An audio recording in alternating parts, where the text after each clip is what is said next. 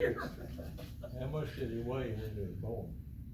He ain't gonna It's- know that. I You think gotta he- ask his mother that kind of question. I think he was about 8 pounds. Oh, yeah. Okay, I'm gonna get started here. That's close. Pretty good stuff. Today's lesson is from the book of Isaiah, and it's about fasting. And the question is, what kind of fasting does God desire from us? That's how the author of at least our teacher's book, how he captured the issue. And I thought I'd share some passages from the New Testament where fasting is discussed. And so Matthew 6:16, this is Jesus talking. And when you fast, do not look gloomy like the hypocrites, for they disfigure their faces, that their fasting may be seen by others. Truly I say to you, they have received their reward. But when you fast, anoint your head and wash your face, that your fasting may not be seen by others, but by your Father who is in secret. And your Father who sees in secret will reward you. And then Mark 2nd chapter, verse 18. Let's see. Yeah. Now John's disciples and the Pharisees were fasting, and the people came and said to him, "Why do John's disciples and the disciples of the Pharisees fast, but your disciples do not fast?" And Jesus said to them, "Can the wedding guest fast while the bridegroom is with them? As long as they have the bridegroom with them, they cannot fast. The days will come when the bridegroom is taken away from them, and they will fast in that day." And of course, the bridegroom he's referring to himself, Christ being with them. And then there's in Luke 18, verse 12. Let's see. Two men went up into the temple to pray, one a Pharisee and the other a tax collector. And the Pharisee, standing by himself, prayed thus: "God, I thank you that I am not like other men, extortioners, unjust, adulterers, or even like this tax collector. I fast twice a week. I give tithes of all that I get." But the tax collector, standing far off, would not even lift up his eyes to heaven, but beat his breast, saying, "God, be merciful to me, a sinner." And this is Jesus talking anyway. He says, "I tell you, this man went down to his house justified rather than the other. For everyone who exalts himself will be humbled, but the one who humbles himself will be exalted." So, anyway, today's lesson, as I said, it's from the book of Isaiah. And the author, at least of the teacher's book, did an interesting job talking about that whole book. And it turns out there are three. It can be broken up into three, I guess you would call it, time frames. The first, they call it First Isaiah, and that is chapters 1 through 39, and it was written by the original prophet Isaiah. And in 701 BC, the Assyrians laid siege to Jerusalem, but Isaiah, this is the original Isaiah, had assured Judah's king that the Assyrians would fail to take Jerusalem, and he was proven right, at least in that instance. And as you might imagine, his stock rose, I guess you would say, in terms of him being prophetic. And it's, I thought about, anytime somebody's right in hindsight, and then all of a sudden they're an expert. But anyway, Isaiah was he was a true man of God, and always warning, the Israelites about basically what's coming if they didn't change their ways. And of course they didn't, and the Assyrians sacked the northern kingdom. And then the second part of Isaiah, if you want to call it Isaiah second, is chapters 40 through 55. And this deals with the period of 586 BC, long after the death of Isaiah, when the Babylonians had conquered Judah and destroyed Jerusalem. And the author of our lesson, I don't even have my book with me, but I took notes. He said that it was probably written by an unnamed prophet. But anyway, they refer to those chapters as second Isaiah, or sometimes they'll say that was written by the Isaiah of Babylon, whoever that was. And then our lesson is from chapters 56 to 66, and this is called third Isaiah.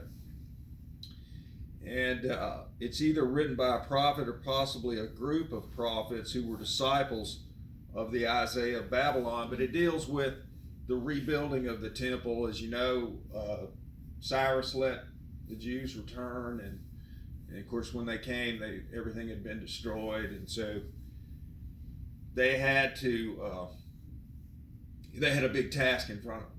I mean, how do we rebuild the temple?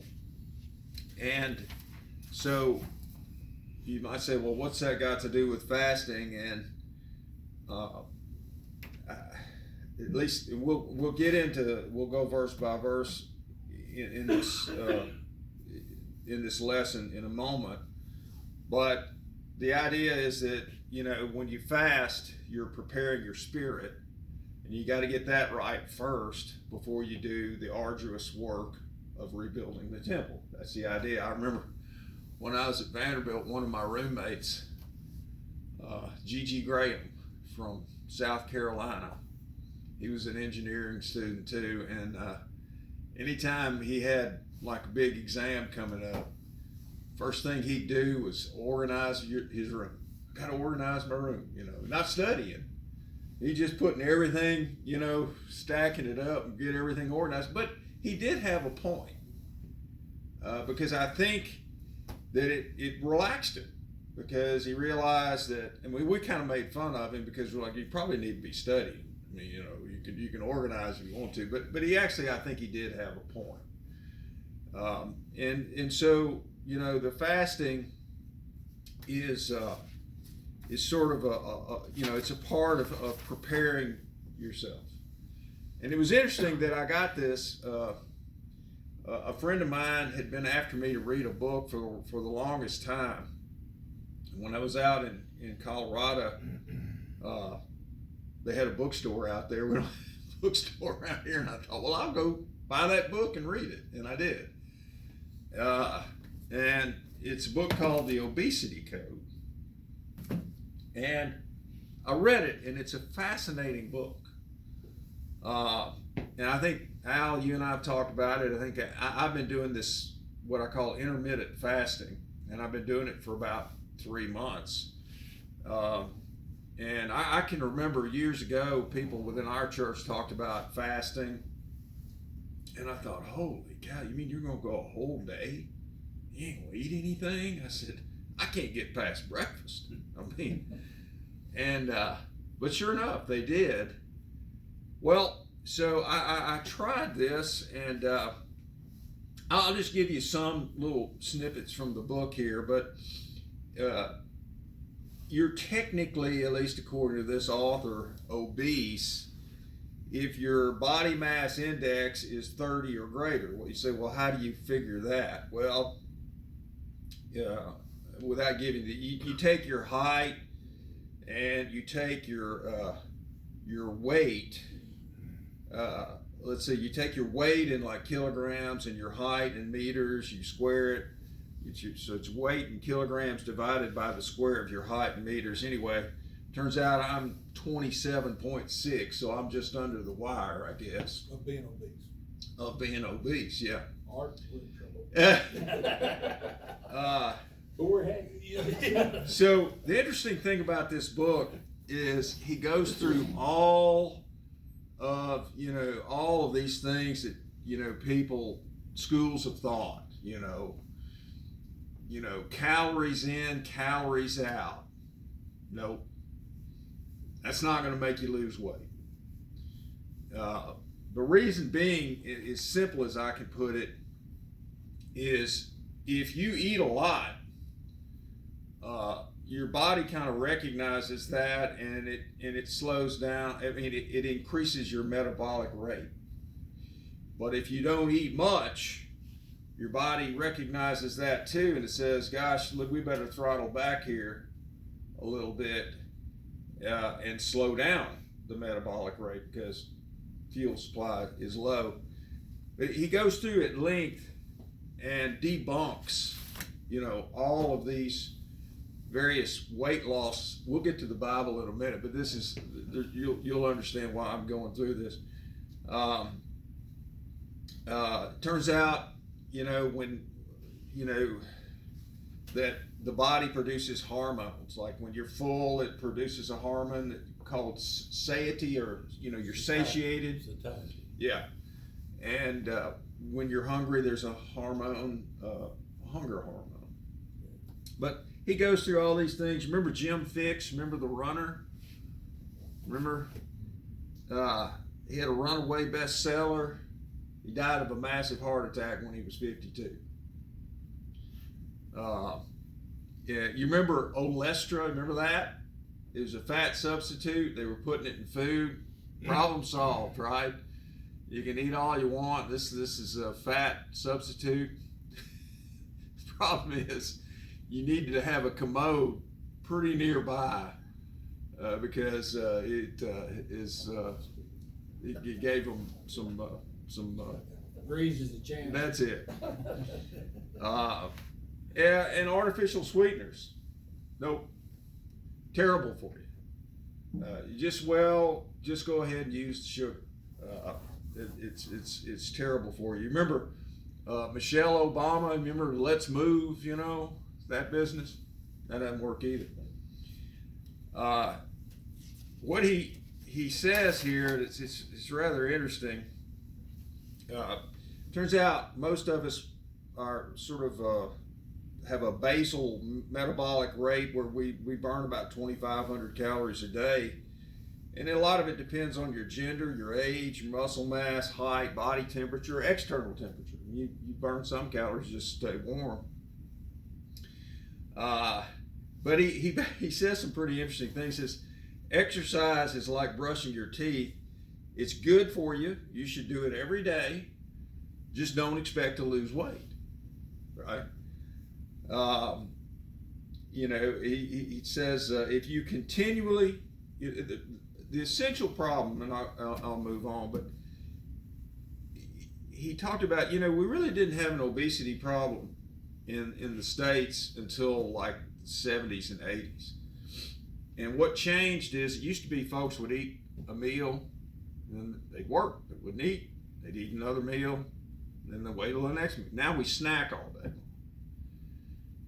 And so what happens when we snack all day long is whenever you eat something, your pancreas creates insulin.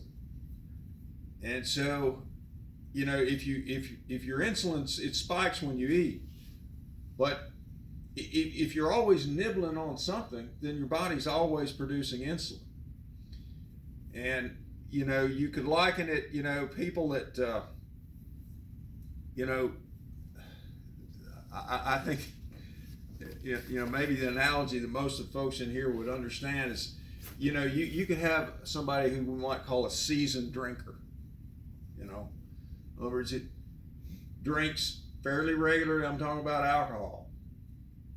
And a seasoned drinker is probably not going to be affected by a beer or 2 beers.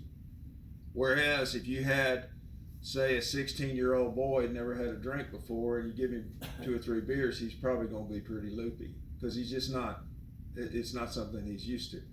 Well, when your body's constantly flooded with insulin, because you're just nibbling on something all day long, and the cells, the insulin carries I guess it's glycogen, Grover, if I said that right, to The liver, secret. The s- liver's the one that generates glycogen. okay, well, what does the insulin bring to the cells? Glucose? Glucose. So it's bringing glucose to the cells for energy, and the cells are like, you're always here. I'm not going to respond to that level of insulin. You're going to have to bring more insulin before I open up and respond to this. And in the meantime, they take that and they store it as fat. So a couple things happen is, one, when you're constantly eating, you never burn the stored fat. And all you're doing is, he did the analogy. It's like, if you're going to spend what's in your wallet before you're going to go to the bank and take out a loan, right? Same thing with your body. I mean, it's gonna use that glycogen before it's going to figure out, well, how do I get at this fat and burn it? But the neat thing about it is the fasting. So what does that do? So if you fast, then there is the insulin is not there, right? So to the extent the body needs energy, it has to find another way, and it finds the stored fats, and it's a process called ketosis, and it burns these ketones. And now here's the reason I'm getting into this. So you say, well, what difference does it make whether you're burning ketones or glucose? Because there are great benefits from the fasting, the use of the ketones. Not the least of which is, I guess, that you would lose weight. But some of the things that have been documented, arguments that improves your skin, you lose weight, reduces inflammation in your organs, improve brain health, reduce risk of heart disease, and reduce risk of diabetes. So what I think is, yeah. John Archer he used to fast every Thursday. He was the only thin preacher we've ever had. John Wesley used to fast 2 days a week. He used to fast 2 days a week. Well, my friend that put me onto this, and I'll tell you something else, as I was looking at that, and then I was in another bookstore, and I saw this. It's called The End of Alzheimer's Program. Turns out that there have been documented cases where people that were having, what's the word I'm looking for? A mental decline, cognitive decline, actually were able to reverse it by changing their diet and including periods of fasting. So you have all these benefits, and Jesus just said it in one of the verses I read to you. When I'm gone, I think he's saying, you might want to do some fasting, and I can tell you that since I've been doing this for 3 months, not that I've ever been the sharpest knife in the drawer, but I can tell mentally I'm a lot more acute. I've got more energy. That's the irony. You think, well, you hadn't had anything to eat. You must be weak, feel tired. No, I hadn't felt. In fact, just to see how long I could go, I went 48 hours. It really wasn't a problem. But if you told me that 3 or 4 years ago, or back, I think maybe it was when John Archer was here, and I know some people were doing this. Man, you got to be kidding. There's no way I could do that. So anyway, there are all these benefits, and it's interesting to me because so many things that are biblical, it turns out, are also good for you.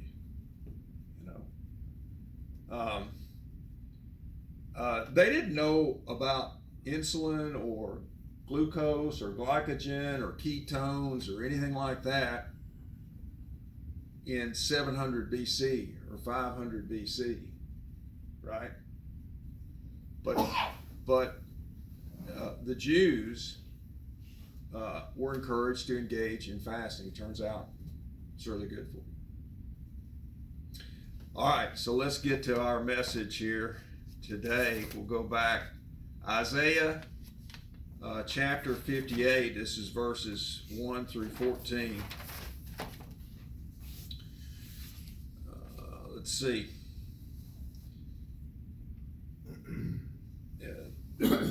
True and false fasting. Verse 1.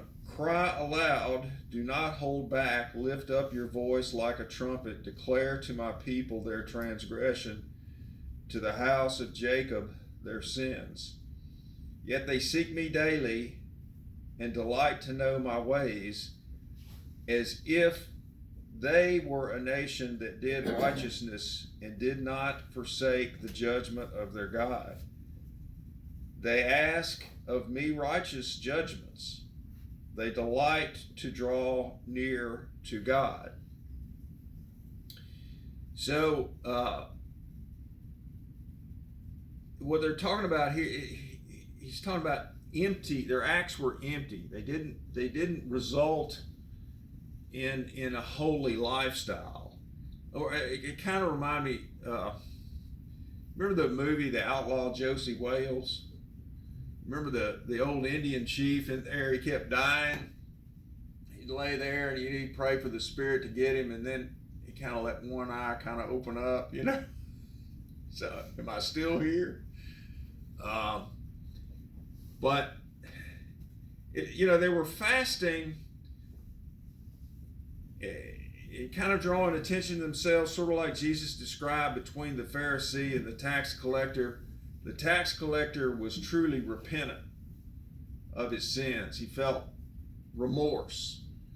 But the Pharisee was talking about how great he was, about how he fasted twice a week and how he tithed and all that kind of business.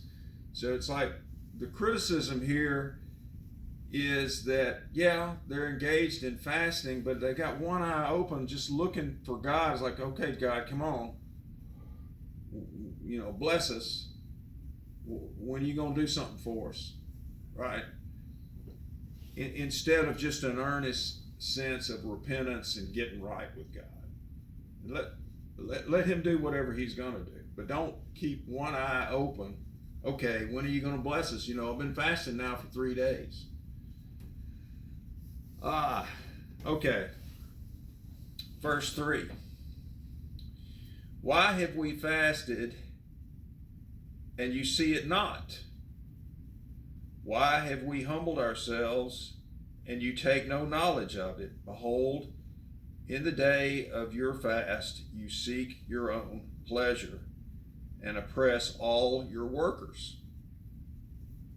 Behold, you fast only to quarrel and to fight and to hit with the wicked fist. Fasting like yours this day will not make your voice to be heard on high.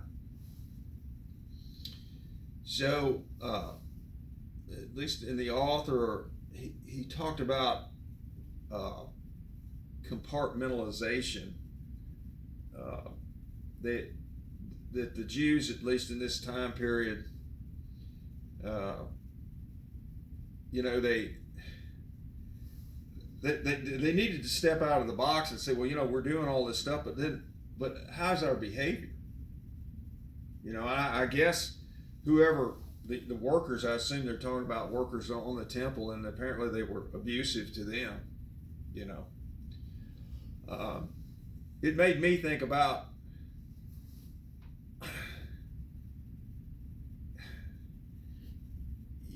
if the church really just ignored government and did the job of the church, right, and all of us behaved as we're charged to behave, so many things that the government engages in would be obsolete, right?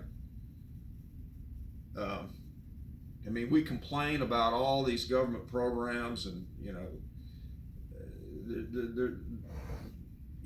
they grow like germs in a crucible dish. You look at it one time, you can look back and it's triple. There are more and more programs, and ostensibly to do good things, right? Good purposes. But if we as a church or different churches, fulfilled the charge that is put on us to feed the hungry, to clothe the unclothed, to find housing for people, and we did that, then rather than let the government usurp that authority willingly so that we can, have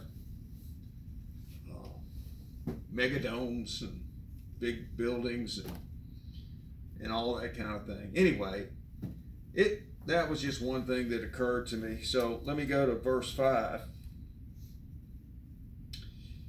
The reference here, God really wants true repentance. So verse 5, is such the fast that I choose, a day for a person to humble himself? Is it to bow down his head like a reed, and to spread sackcloth and ashes under him? Will you call this a fast, and a day acceptable to the Lord? Is not this the fast that I choose, to loose the bonds of wickedness, to undo the straps of the yoke, and to let the oppressed go free, and to break every yoke? Is it not to share your bread with the hungry, and to bring the homeless poor into your house? When you see the naked, to cover him, and not to hide yourself from your own flesh. Okay. Then they start here, Isaiah, or I guess we say third Isaiah, is talking about the benefits of true fasting. Verse 8, then shall your light break forth like the dawn, and your healing shall spring up speedily. Your righteousness shall go before you. The glory of the Lord shall be your guard. Then you shall call, and the Lord will answer. You shall cry, and he will say, here I am. If you take away the yoke from your midst, the pointing of the finger and speaking wickedness, if you pour yourself out for the hungry and satisfy the desire of the afflicted, then shall your light rise in the darkness, and your gloom be less as the noonday. And the Lord will guide you continually and satisfy your desires in scorched places, and make your bones strong, and you shall be like a watered garden, like the spring water whose waters do not fail. One of the other benefits of fasting, by the way, is it promotes, how many of you ever heard of human growth hormone? HGH, you ever heard of that? I got a friend that's an NFL referee, and he's always had back problems. And they put him on that stuff for a period of time, and he said, John, I've never felt better. I don't know what it is, but it turns out that fasting promotes that naturally, the body to produce this human growth hormone, sort of a healing, the capacity to heal yourself. And I had knee surgery December 2nd, and that's when ironically I started this fasting about the same time. And so the friend that told me to read this book, he said that'll help you heal, because your body will start producing this human growth hormone. Anyway. Okay. All right, verse 12. And your ancient ruins shall be rebuilt, talking about rebuilding the temple. You shall rise up the foundations of many generations, and you shall be called the repairer of the breach, the restorer of the streets to dwell in. Verse 13, if you turn back your foot from the Sabbath, from doing your pleasure on my holy day, and call the Sabbath a delight, and the holy day of the Lord honorable, if you honor it, not going your own ways, or seeking your own pleasure, or talking idly, then you shall take delight in the Lord, and I will make you ride on the heights of the earth. I will feed you with the heritage of Jacob your father, for the mouth of the Lord has spoken. Okay, so to summarize, I think that it's interesting to me, and Coach, you made a good point a couple of weeks ago about some of this stuff hard to understand, and it probably is a fault to try to rationalize everything, because it kind of gets us away from coming like a child, accepting, believing it on faith. And I think we can make some mistakes when we have to intellectually get everything. But I thought it was interesting to me that here we are in 2021, and we have all this knowledge of the body, how it works, what it produces hormonally, and so forth, and they're recognizing something as beneficial that biblically has been recommended for us for thousands of years. So that's the message.